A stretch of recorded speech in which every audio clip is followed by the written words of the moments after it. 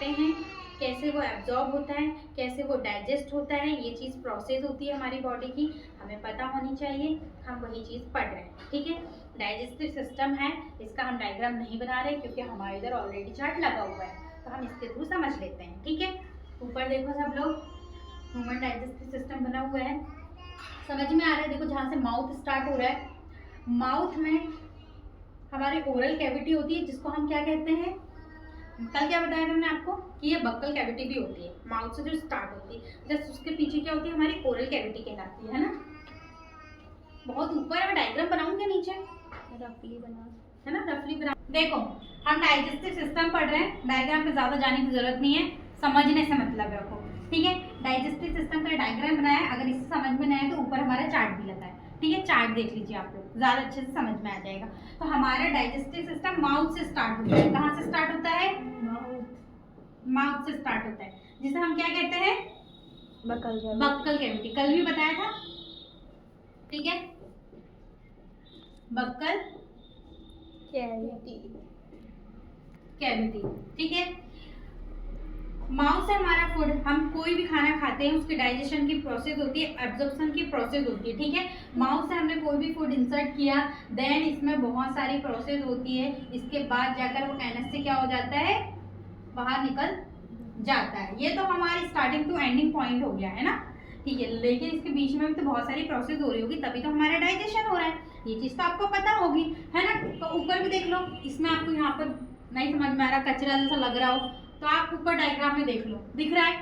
हमारी ईयर के पास क्या होती है? पैरोटाइड ग्लैंड होती है, ठीक है। ये चीज मैं बना रही थी, ठीक है। इसको हम क्या कहते हैं? पैरोटाइड ग्लैंड। हमारी बॉडी के अंदर बहुत सारी ग्लैंड्स होती है, पता है ना। नेक में थायराइड ग्लैंड होती है, पैरोटाइड ग्लैंड होती है, इस टाइप से बहुत सारी ग्लैंड्स होती है, ठीक है। सेम वैसे ही मैंने कल आपको क्या क्या बताया था, चलो मुझे तनिष्का बताना नाम।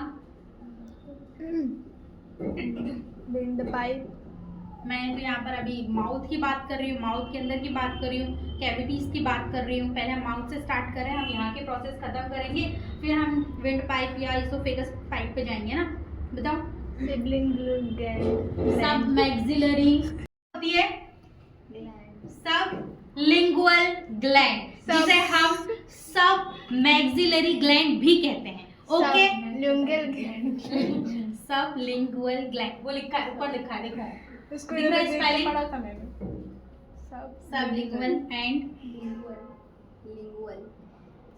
मैक्सिलरी ग्लैंड, ठीक है।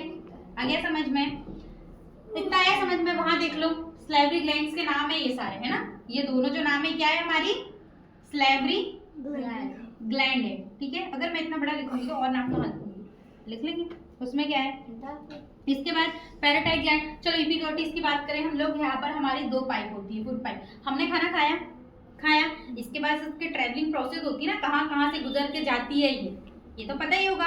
एनएस से बाहर निकलने से पहले बॉडी में और भी तो हमारी ग्लैंड्स है, ऑर्गेन्स है, जिसमें इसका बहुत सारा क्या होता है, पार्ट होता है, रोल प्ले करती है, तब हमारा फूड डाइजेस्ट होता है, ठीक है। तो सेम जैसे माउथ से ये अंदर गया तो हमारी माउथ के थ्रू हमने फूड खाया, ये ईसोफेगस पाइप में जाती है। लेकिन हमें ये भी तो पता होना चाहिए कि ईसोफेगस पाइप से हमारी विंड पाइप भी अटैच है, पता है आप लोगों को। ये हमारी ईसोफेगस पाइप है और ये हमारी विंड पाइप है, ठीक है। इसको हम क्या कहते हैं? ईसोफेगस। ये हमारी विंड पाइप, इसको हम फेरिंक्स भी कह सकते हैं इसको, ठीक है, फेरिंक्स, ठीक है। ये हमारी विंड पाइप होती है। हमने कभी खाना खाया, अगर हमारी ये दोनों पाइप, मेहंदी लगा रही हो कब से? क्या कर रहे थे? ईसोफेगस और विंड पाइप की बात कर रहे हैं। हमने फूड खाया, कोई भी खाना या कोई भी फूड लिया, ट्रेवल करते हुए जा रहा है, ईसोफेगस में जाना है उसको, ठीक है। तो ईसोफेगस और विंड पाइप के ऊपर एक एपिग्लोटिस लगा है, स्पिंक्टर लगा हुआ है, ठीक है। स्पिंक्टर लगा रहता है, वो एक ढक्कन की तरह ईसोफेगस है और यहाँ से अटैच है हमारी क्या? Wind pipe. तो देखो इसके अटैचमेंट तो दोनों की सेम है। मान लो हमने कोई फूड खाया, ठीक है, ये फूड आया, इसको जाना ईसोफेगस में, ठीक है। बट कैसे पता चलेगा ईसोफेगस में जाए कि विंड पाइप में जाए, इसके लिए एक ढक्कन लगा है। जैसे हम कोई फूड खाते हैं तो ऑटोमेटिक ये ढक्कन ओपन होता है और ये विंड पाइप पे लग जाता है। क्या होता है, फूड पाइप से ओपन होता है और विंड पाइप पे चला जाता है। तो जाहिर सी बात है हमारी फूड पाइप ईसोफेगस ओपन हो जाएगी तो हमारा फूड ऑटोमेटिकली कहाँ चला जाएगा, ईसोफेगस या फूड पाइप में चला जाएगा, विंड पाइप में नहीं जाएगा। जैसे आप जल्दी खाना खाते हो तो कभी कभी आपके गले में खाना फंस जाता है ना, सभी के सबके साथ ऐसा होता है। इसलिए कहते हैं ना धीरे धीरे खाना खाना चाहिए। क्यों, इसको भी तो टाइम चाहिए ना ओपन होने के लिए। हम एकदम फास्ट खाना खाएंगे तो हमारा फूड क्या होगा कि ईसोफेगस की जगह विंड पाइप में चला जाएगा, ढक्कन होने से पहले क्लोज रहेगा। तो जाहिर सी बात है विंड पाइप ऑलरेडी ओपन है तो हमारा फूड विंड पाइप में चला जाएगा। इसलिए हमें स्लो खाना खाना चाहिए ताकि ढक्कन जैसे ओपन है तो हमारे फूड पाइप में हमारा फूड जाए, ना कि विंड पाइप में जाए। ठीक है, इस स्फिंक्टर को हम क्या कहते हैं, इपीग्लोटिस कहते हैं। ठीक है, ये हमारा क्या कहलाता है, इपीग्लोटिस कहलाता है। इपीग्लोटिस के बाद जस्ट हमारा फूड कहाँ जाता है, स्टमक में जाता है। एसोफेगस कहाँ से अटैच है, हमारा स्टमक से अटैच। हमारे हर एक ऑर्गन के ऊपर एक स्फिंक्टर, एक ढक्कन लगा रहता है, जो भी हमारा फूड होता है अंदर जाने से पहले उस ढक्कन को खोलता है। ईसोफेगस में यहाँ से डाइजेस्ट होगा, एब्जॉर्ब होगा, फिर यहाँ पर एक ढक्कन लगा है, इसको ओपन करेगा, देन स्टमक में जाएगा। स्टमक से जब हमारा स्मॉल इंटेस्टाइन में हमारा फूड जाता है तो इस जगह पर भी एक ढक्कन लगा रहता है, स्फिंक्टर बोलते हैं जिसे हम। ठीक है, ये स्फिंक्टर भी क्या होगा, ओपन होगा, तब जाकर फिर हमारी स्मॉल इंटेस्टाइन में जाएगा। स्मॉल इंटेस्टाइन से हमारी लार्ज इंटेस्टाइन में जब फूड जाएगा तो यहाँ पर भी एक स्फिंक्टर लगा हुआ है। ये स्फिंक्टर जैसे ही ओपन होगा तो हमारा फूड लार्ज इंटेस्टाइन में जाएगा।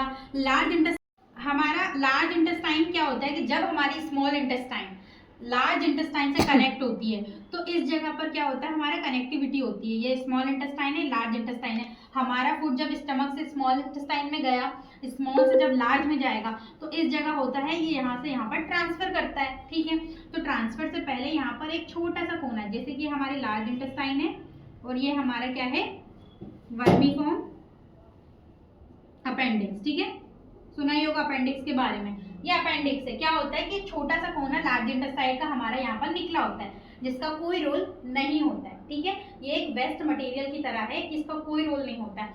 हमारा फूड जब स्मॉल इंटेस्टाइन से लार्ज इंटेस्टाइन में जाता है तो जब भी जाता है तो इस कभी कभी क्या होता है, हमारा खाना अपेंडिक्स में जाके फंस जाता है। क्या उसको जाना तो ऊपर साइड है, लेकिन कभी कभी वो अपेंडिक्स से छोटे से कोने में फंस जाता है। जब वो फंस जाता है, वो ऊपर नहीं जाना पड़ता है, नहीं जा पाता है, तो क्या होता है कि उसे पेन होने लगता है, दर्द होने लगता है, क्योंकि इस जगह हमारा खाना फंस चुका है।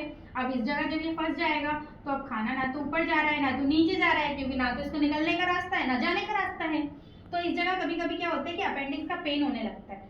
फिर क्या होता है, कभी कभी डॉक्टर किसी भी पेशेंट का ऑपरेशन वगैरह पेट से रिलेटेड होता है तो इस अपेंडिक्स को ऑटोमेटिक खुद से ही अपनी मर्जी से भी निकाल कर फेंक देते हैं, क्योंकि हमारी बॉडी में इसका कोई रोल है ही नहीं, ये एक वेस्ट मटेरियल है। ठीक है, अपेंडिक्स की अगर बात की जाए तो ये किसी भी काम का नहीं है, कोई काम नहीं आता, बस ये एक प्रॉब्लम क्रिएट करने का काम करता है। ठीक है, अगर हमें इससे कुछ मिल रहा है तो एक प्रॉब्लम्स क्रिएट का ही कुछ मिलता है, इसके अलावा कुछ नहीं होता है, क्योंकि हमारा खाना फंसने के बाद हमें ये दर्द के अलावा कुछ देना तो है नहीं। मर भी जाते हैं। हाँ, किसी को बहुत ज्यादा होता है तो चांसेस है। ठीक है, थैली फूट जाती है, बोलो ना आगे। इस जगह पर एक लगा हुआ है स्फिंक्टर, ये स्फिंक्टर ओपन होगा तो एनएस के थ्रू हमारा वेस्ट मटेरियल बाहर चला जाएगा। ये प्रोसेस है, हमें पता होना चाहिए कि हर जगह एक स्विच है, ये फैन चल रहा है हमारा, ये फैन बंद है, जब तक हम स्विच को क्लिक नहीं करेंगे तो ये चालू नहीं होगा। सेम वैसे ही है, कोई भी हम फूड खा रहे हैं जब तक ये ओपन नहीं होगा ये अंदर नहीं जाएगा। ट्रेवलिंग प्रोसेस होती है, यहाँ डाइजेस्ट जितना होना है ये होगा, इसके बाद ये एब्जॉर्ब करेगा, एब्जॉर्ब के बाद ये यहाँ पर स्फिंक्टर ओपन होगा, इसके बाद स्मॉल में जाएगा, स्मॉल ओपन होगी, लार्ज में जाएगा, लार्ज से सीधे फिर एनएस में जाएगा। ठीक है, ये प्रोसेस है हमारी फूड की। और भी चीज़ें हमें पता होनी चाहिए, जैसे हमारा स्टमक है ये जे शेप्ड का होता है, पता है आप लोगों को? देखो डायग्राम ऊपर देखो, लिखा है या नहीं लिखा? चलो नहीं लिखा, मैं बता दे रही हूँ कि जो हमारा स्टमक है, लिखा है स्टमक, ये जे शेप्ड का होता है। ठीक है, इसके बाद हमारी लार्ज इंटेस्टाइन है, देखो इसमें ट्रांसवर्स कोलम है। मैंने आपको कल बताया था कि जैसे हमारी लार्ज इंटेस्टाइन है, ये यहाँ से असेंडिंग से स्टार्ट होते होते डिसेंडिंग के थ्रू जाती है हमारे एनएस में।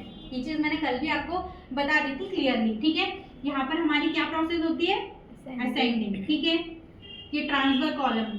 ठीक है, ये हमारी क्या है, ट्रांसफर कॉलम। फिर ये हमारी डिसेंडिंग कॉलम है ना। इसके बाद बताओ।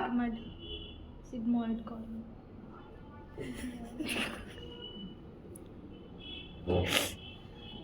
सिग्मॉइड कॉलम, ठीक है। सिग्मा बोल रही थी। सिग्मा ही है बेटा, मैंने भी गलत बोला, मैं देखा